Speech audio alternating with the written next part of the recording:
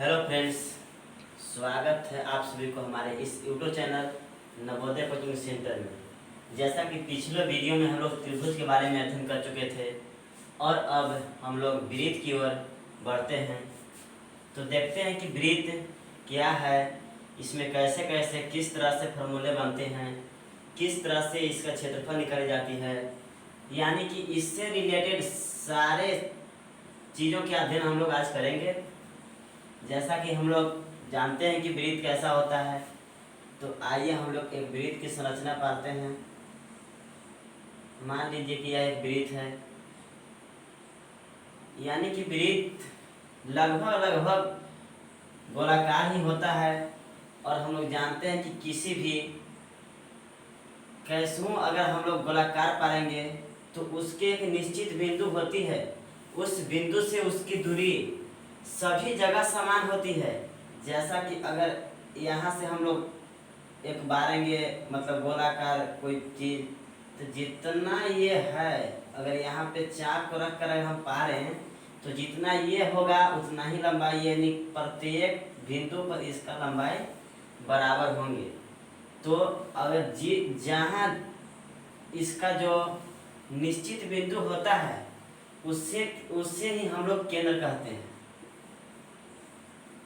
यानी कि गोलाकार भाग को बनाने में जिस बिंदु नियत होती है उसी को हम लोग क्या कहते हैं, केंद्र कहते हैं। यानी कि यहाँ से ये इसको हम लोग केंद्र कहते हैं। यहाँ से इसकी दूरी, यहाँ से इसकी दूरी, यहाँ से इसकी दूरी, यानी कि ऐसा ऐसा बहुत बनाएंगे, यानी कि बहुत चित्र ऐसा ऐसा बनाए जा सकते हैं, बहुत सारे रेखा एकदम। और इसी को हम लोग त्रिज्या कहते हैं। यानी कि केंद्र से यह क्या है, तो केंद्र है। और हम लोग जानते हैं कि किसी भी संरचना को एक चक्कर पूरा की जाती है। मान लिया जैसा कि हम लोग त्रिभुज में भी पढ़ चुके थे कि यहाँ से यहाँ तक कुल दूरी को हम लोग परिमाप यानी परिधि कहते हैं। और हम लोग इससे भी पूरा चक्कर लगाएंगे तो इससे भी परिमाप यानी एक परिमाप प्राप्त होगा। तो केंद्र से परिधि यानी परिधि तक की दूरी को हम लोग क्या कहते हैं, त्रिज्या कहते हैं। यानी कि यहाँ से यहाँ तक जो दूरी है इसी के हम लोग त्रिज्या कहते हैं। तो जैसा कि देख रहे हैं यहाँ से यहाँ तक दूरी के लिए बहुत सारे रेखा पारे जा रहे हैं, यानी बहुत से रेखा बनाए जा सकते हैं। तो हम लोग से ऑब्जेक्टिव यह भी पूछा जा सकता है कि किसी त्रिभुज में कितने त्रिज्याएं होती है। तो आप देख रहे हैं कि त्रिज्याओं को गिना नहीं जा सकता है, यानी जिधर से मन उधर से निकाल दे रहे हैं, यानी बहुत सारे इसमें निकल सकते हैं, यानी अनंत अनगिनत, जिसे हम लोग गिन नहीं सकते हैं उतना त्रिज्या इसमें प्राप्त हो सकते हैं। तो एक बात हम लोग सीख गए कि त्रिभुज में कितने त्रिज्याएं होते हैं, तो अनंत होते हैं। मान लिया यह केंद्र है, आखिर इसमें केंद्र से होते हुए कोई तो बड़ा रेखा खींचा होगा। जैसा अगर एक छोर से दूसरे छोर तक अगर हम बात करें, यानी एक परिधि से दूसरे परिधि तक, तो यह बढ़ते जा रहे हैं, यानी कि इसे हम लोग जीवा कहते हैं। जो एक परिधि से दूसरे परिधि तक स्पर्श रेखा होते हैं उसे हम लोग जीवा कहते हैं। यानी कि एक परिधि, इसे हम लोग क्या कहते हैं, गोला पूरा है, इसे हम लोग परिधि कहते हैं। एक बार में चक्कर हुआ इसे परिधि। तो यहाँ से यहाँ तक जो रेखा छुएगा, यानी दोनों जगह जो रेखा छुएगा उससे ही हम लोग जीवा कहेंगे। तो ऐसे ऐसे पाते जाते हैं, देखते हैं आगे क्या होता है।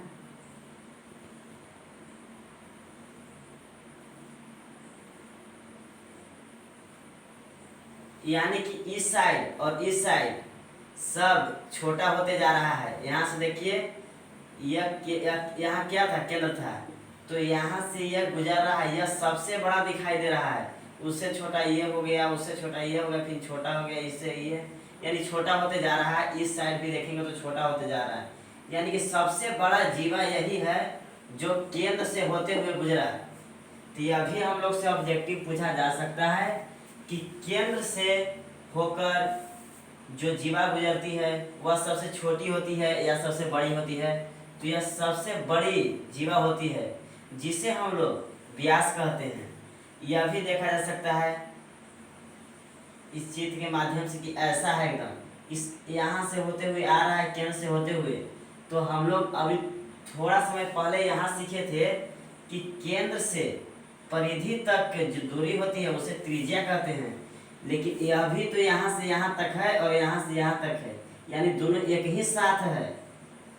लेकिन यह क्या है, सबसे बड़ा जीवा है, इसे हम लोग व्यास कहते हैं। लेकिन यहाँ से इधर एक और इधर एक, यानी दो त्रिज्या है और एक व्यास है। तो एक व्यास है वह क्या है, त्रिज्या के 2 गुनी है, यानी 2 त्रिज्या के बराबर है, तो एक व्यास है। यानी कि अभी हम लोग एक ऑब्जेक्टिव निकल के आ गया कि किसी वृत्त में उसके व्यास उसके त्रिज्या के क्या होते हैं, तो 2 गुने होते हैं। चलिए, तो हम लोग 3 ऑब्जेक्टिव एकदम बहुत इंपॉर्टेंट सीख गए कि किसी त्रिभुज में अनंत त्रिज्याएं होती है, यानी त्रिज्या कितने होते हैं, तो अनंत। सबसे बड़ी जीवा होती है वह किससे होकर गुजरती है, तो केंद्र से होकर गुजरती है। या तो ऐसा भी पूछा जा सकता है कि किसी वृत्त में केंद्र से होकर गुजरने वाली सबसे बड़ी जीवा को हम लोग क्या कहते हैं, तो उसे व्यास कहते हैं। यानी जो व्यास होती है वो त्रिज्या के 2 गुनी होती है, यानी 2 त्रिज्या के बराबर होती है। चाहे तो आप इस साइड से पार लीजिए या तो इस साइड से पार लीजिए, फिर भी आखिर यहाँ से यहाँ तक 1 त्रिज्या और यहाँ से यहाँ तक 2 त्रिज्या, यानी 2 त्रिज्या के बराबर हमेशा होते रहेंगे। चलिए, अब इसके बाद हम लोग बात करते हैं कि आखिर यहाँ से जो एक बार ये चक्कर लगाते हैं, जब एक बार ये घूमते हैं तो ये केंद्र पर कितने डिग्री का कोण बनाते हैं। तो हम लोग एक बात जानते हैं कि जो वृत्त है, वृत्त को एक चक्कर लगाने में जो केंद्र पर कोण बनता है वह 360 डिग्री का कोण बनता है। अगर इसी वृत्त को व्यास की सहायता से इधर आधा कर दी जाए, हटा ली जाए आधा, तो अब केंद्र पर कितना बनेगा, पहले पूरा था तो 360 डिग्री बन रहा था, और अब व्यास के द्वारा चाहे ऊपर से हटा लीजिए चाहे नीचे से हटा लीजिए, तो क्या होगा, आधा हट जाएगा। यानी इसको भी आधा कर देंगे तो कितना हो जाएगा, 18 दूनी 36, यानी 180 डिग्री हो जाएगा। तो एक अर्धवृत्त यानी आधा वृत्त द्वारा जो केंद्र पर बनाया जाएगा कोण वह कितना हो जाएगा, 180 डिग्री, और वृत्त की बात करी जाए तो 360 डिग्री।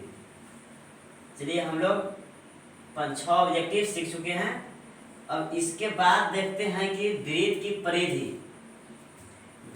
परिधि क्या होता है, तो 2πr होता है। यह भी सिद्ध होता है कि वृत्त की परिधि 2πr कैसे होती है, सब 11th में, और वृत्त का क्षेत्रफल कैसे πr² होता है, यह हम लोग के 12th में सीखने को मिलेगा। यानी कि वृत्त की परिधि अभी हम लोग इतने तक ही जानेंगे 9th और 10th में कि वृत्त की परिधि 2πr होती है और वृत्त का जो क्षेत्रफल होता है वह πr² होता है।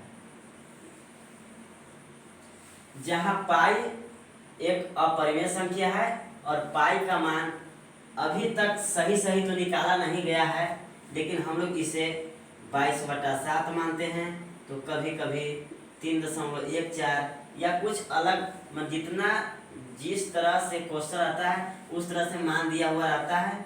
यानी ज़्यादा कि हम लोग 22/7 ही मानते हैं। अगर मान दिया हुआ है तो उसको रखते हैं, न तो अगर मान नहीं दिया हुआ है तो हमेशा पाई का मान हम लोग 22/7 ही लेते हैं। जैसा कि यहाँ से यहाँ, जैसे कि यह वृत्त है, यहाँ से यहाँ तक यानी केंद्र से परिधि तक जो दूरी है वो r है, वो आपको दिया हुआ रहेगा। जैसा कि क्वेश्चन में आपको दिया हुआ रहेगा कि किसी वृत्त में केंद्र से परिधि तक की दूरी 3 सेंटीमीटर है मान ली जाए, तो केंद्र से जो परिधि तक की दूरी है उसे हम लोग क्या करते हैं, त्रिज्या, और त्रिज्या को हम लोग r से सूचित करते हैं। तो r बराबर कितना दिया हुआ है, 3 सेंटीमीटर। बस यही आपको किसी भी मैथ बनाने के लिए सबसे पहले उसको फार्मूला के अनुसार उसे छांटना होता है। जैसे आर बराबर 3 सेंटीमीटर, और यहाँ अगर परिधि पूछ दिया जाए तो हम लोग देखेंगे कि परिधि का फॉर्मूला क्या है, तो 2πr। बस 2 तो अब कांस्टेंट है, ये तो इसे रहने देंगे, और पाई का मान हमेशा हम लोग 22/7 लेंगे। अगर किताबी भाषा में अगर मैथ बनाइएगा तो कहीं कहीं 3.1 यानी 3.14 भी दिया रहेगा, तो हम लोग को 3.14 लेना होगा। लेकिन नहीं दिया हुआ है तो हमेशा हम लोग 22/7 ही लेंगे। और परिधि निकाल रहे हैं ना, तो परिधि में 2πr होता है, 2 और पाई का मान 22/7 रख दिए। और आर में त्रिज्या, यानी कि त्रिज्या कितना दिया हुआ है, तो 3 सेंटीमीटर, हम लोग 3 सेंटीमीटर लेंगे। और बस कटेगा तो काटेंगे, नहीं कटेगा तो गुणा कर देंगे, तो कितना हो जाएगा 132/7 सेंटीमीटर। चलिए, तो ये लॉन्ग क्वेश्चन है, इसे अगर स्क्रीनशॉट लेना चाहते हैं तो इसे ले सकते हैं। और इसके बाद हम लोग लॉन्ग क्वेश्चन की ओर बहुत अच्छे तरह से समझेंगे। चलिए, तो अब हम लोग लॉन्ग क्वेश्चन यानी कि जो हम लोग को परीक्षा में 2-2 नंबर या ऐसे करके दिए जाते हैं, उसकी ओर हम लोग बढ़ते हैं। जैसा कि क्वेश्चन रहेगा, या तो फिगर दे सकता है या तो प्रश्न को लिख करके दे सकता है। मान लिया फिगर ही दे दिया कि बगल की आकृति से वृत्त की पहला परिधि निकालें,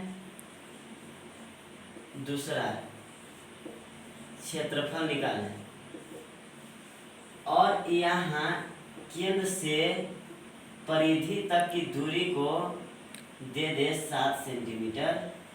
तो हम लोग सोचेंगे पहले, किसी भी मैथ बनाने के लिए पहले उसे फार्मूला याद करें, फार्मूला के अकॉर्डिंग उसे छांट लिया जाए। तो सबसे पहले हमको परिधि पूछा, तो हम लोग देखेंगे कि वृत्त की परिधि क्या होता है। वृत्त की परिधि तो 2πr, बस 2 क्या है, 2 एक अचर राशि है, इसे हम लोग रहने देंगे। अब पाई का मान मुझे पता है कि पाई का मान अगर नहीं दिया रहे तो पाई का मान हम लोग ठीक से 22/7 लेंगे।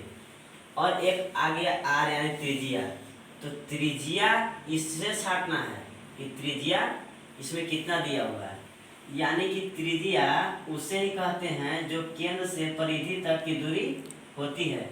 और यहाँ केंद्र से परिधि तक की दूरी कितना है, तो 7 सेंटीमीटर है। तो हम लोग को आर भी पता हो गया, तो बस ये सब इंटू के रूप में है, तो 2 के रहने दीजिए, और पाई का मान 22/7 रख दीजिए, और आर का मान 7, और हम लोग 7 से 7 खत्म कर देंगे, बच जाएगा ऊपर 2 और 22, यानी दोनों को मल्टीपल कर देंगे तो 44 आ जाएगा। यह सेंटीमीटर में था ना, तो 44 सेंटीमीटर आंसर हो जाएगा। और दूसरा में क्या बोला कि इसका क्षेत्रफल निकालना है, तो कुछ नहीं करना है, बस क्षेत्रफल का फॉर्मूला लगा देना है। तो क्षेत्रफल का फॉर्मूला क्या होता है, πr²। तो पाई का मान मुझे पता है 22/7 होता है, और आर यानी त्रिज्या दिया हुआ है 7 सेंटीमीटर, और इसको वर्ग यानी 2 बार उसे गुना करना है, तो 7 × 7, एक साथ से एक साथ खत्म हो जाएगा, ऊपर बच गया 22 और 7, इन दोनों को मल्टीप्लाई कर दीजिएगा, 154 आएगा। तो 154 क्या था, सेंटीमीटर था ना, तो यानी सेंटीमीटर था, तो यहाँ सेंटीमीटर लिखना चाहिए था, यानी 22/7 सेंटीमीटर। अगर लिखिएगा तो दोनों में सेंटीमीटर लिखना पड़ेगा, तब तो सेंटीमीटर और सेंटीमीटर का गुना करेंगे तो इसका वर्ग हो जाएगा। इतना आंसर हो गया। बस कुछ नहीं करना है, इससे छाट लेना है। या तो कभी कभी आपको लिख के क्वेश्चन दिया जाएगा कि किसी वृत्त की त्रिज्या 7 सेंटीमीटर हो या 14 सेंटीमीटर हो या 3 सेंटीमीटर हो, तो उसका परिधि या क्षेत्रफल ज्ञात करें। तो वहाँ साफा त्रिज्या दे दिया, तो आर बराबर 7 देगा तो 7 लिखेंगे, 14 देगा तो 14 लिखेंगे। वैसे ही लिख के हम लोग ये फॉर्मूला पर बता देंगे। लेकिन यह कुछ नहीं है, यह उसका सिर्फ और सिर्फ टेलर है। इससे बहुत हार्ड क्वेश्चन, वृत्त से बहुत हार्ड क्वेश्चन रहते हैं, जो अगले नेक्स्ट वीडियो में हम लोग देखेंगे। अगले नेक्स्ट वीडियो को पाने के लिए हमारे चैनल को सब्सक्राइब करिएगा और साथ में बेल आइकन को दबाइएगा। धन्यवाद।